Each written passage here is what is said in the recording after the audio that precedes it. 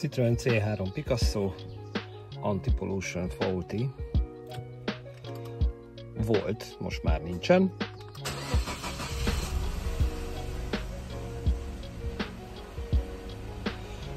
Úgyhogy videóban mutatom, hogy mi volt a probléma.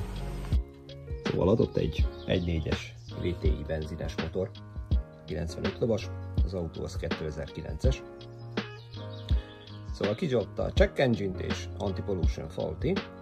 Hát körülbelül 5 féle hiba lehetséges ennek az okán, de én rögtön mondom, hogy nálam itt a vezérlő tengely jeladó, ez az A, ez pedig a B, ezt az át kellett kicserélni, mert ez okozta a problémát.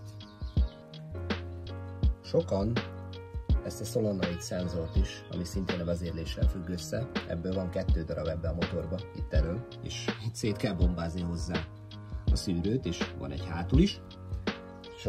Sok videóban az van, hogyha hogyha kibontod, megtakarítod, stb. Jó lesz. Na hát én elsőnek nekiestem, kibontottam, kitakarítottam, minden szuper, minden jó, visszaraktam, ugyanúgy kidobja a Anti-Pollution problémát, tehát ez nem oldja meg. A megoldás az az, hogy a konkrét hibajelet ír, nálam azt írta, hogy